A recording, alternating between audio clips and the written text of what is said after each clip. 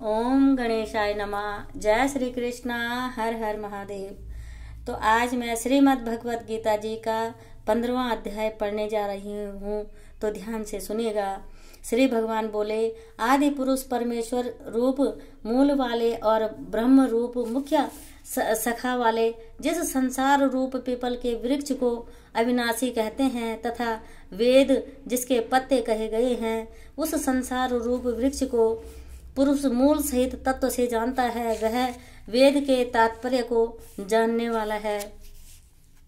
उस संसार वृक्ष की तीनों गुणों रूप जल के द्वारा बड़ी हुई एवं विषय भोग रूप कोंपलों वाली देव, मनुष्य और त्रियक आदि योनि रूप शाखाएं नीचे और ऊपर सर्वत्र फैली हुई हैं तथा मनुष्य लोक में कर्मों के अनुसार बांधने वाला अहंता, ममता और वासना रूप जड़ें भी नीचे और ऊपर सभी लोकों में व्याप्त हो रही हैं।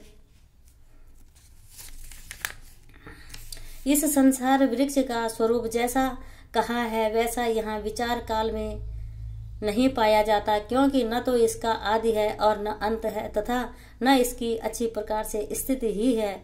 इसलिए इस अहंता, ममता और वासना रूप अति दृढ़ मूलों वाले संसार रूप पीपल के वृक्ष को दृढ़ वैराग्य रूप शस्त्र द्वारा काट कर उसके पश्चात उस परम पद रूप परमेश्वर को भली भांति खोजना चाहिए, जिसमें गए हुए पुरुष फिर लौटकर संसार में नहीं आते और जिस परमेश्वर से इस पुरातन संसार वृक्ष की प्रवृत्ति विस्तार को प्राप्त हुई है, उसी आदि पुरुष नारायण में मैं शरण हूँ। इस प्रकार दृढ़ निश्चय करके उस परमेश्वर का मनन और निधि ध्यासन करना चाहिए, जिनका मान और मोह नष्ट हो गया है, जिन्होंने आसक्ति रूप दोष को जीत लिया है, जिनकी परमात्मा के स्वरूप में नित्य स्थिति है और जिनकी कामनाएं पूर्ण रूप से नष्ट हो गई हैं, वे सुख दुख नामक द्वंद्वों से विमुख ज्ञानी जन उस अविनाशी परम पद को प्राप्त होते हैं।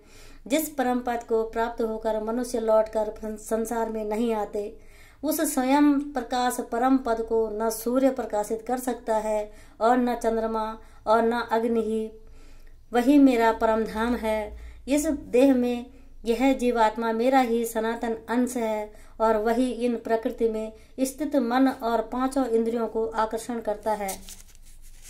वायु गंध के स्थान से गंध को जैसे ग्रहण करके ले जाता है, वैसे ही देहादि का स्वामी जीवात्मा भी जिस शरीर का त्याग करता है, उससे इन मन सहित इंद्रियों को ग्रहण करके फिर जिस शरीर को प्राप्त होता है उसमें जाता है।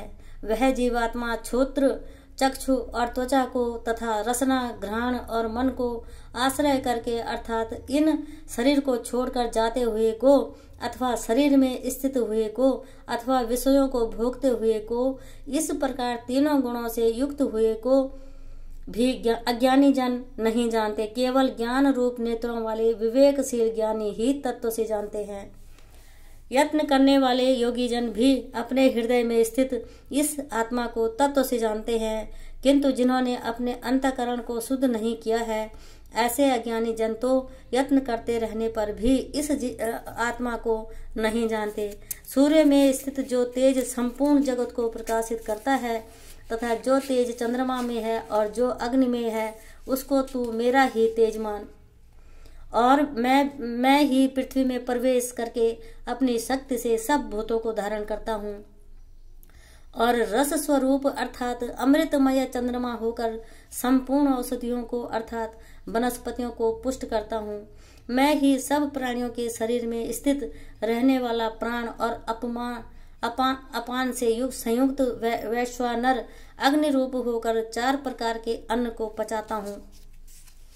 मैं ही सब प्राणियों के हृदय में अंतर्यामी रूप से स्थित हूँ तथा मुझ में ही स्मृति, ज्ञान और अपोहन होता है और सब वेदों द्वारा मैं ही जानने के योग्य हूँ तथा वेदांत का कर्ता और वेदों को जानने वाला भी मैं ही हूँ। इस संसार में नाशवान और अविनाशी भी ये दोनों प्रकार के पुरुष हैं। इनमें संपूर्ण भूत प्राणियों के शरीर तो नाशवान और जीवात्मा अविनाशी कहा जाता है। इन दोनों से उत्तम पुरुष तो अन्य ही है, जो तीनों लोकों में प्रवेश करके सबका धारण पोषण करता है। एवं अविनाशी परमेश्वर और परमात्मा इस प्रकार कहा गया है, क्योंकि मैं नाशवान जड़ वर्ग क्षेत्र से तो सर्वथा अतीत हूँ और अविनाशी जीवात्मा से उत्तम हूँ, इसलिए लोक में और वेद में भी पुरुषोत्तम नाम से प्रसिद्ध हूँ। भारत, जो ज्ञानी पुरुष मुझको इस प्रकार तत्व से पुरुषोत्तम जानता है, वह सर्वज्ञ पुरुष सब प्रकार से निरंतर मुझ वासुदेव परमेश्वर को ही भजता है।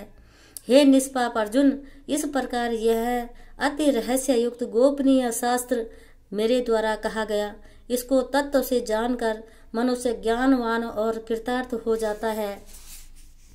जय श्री कृष्णा।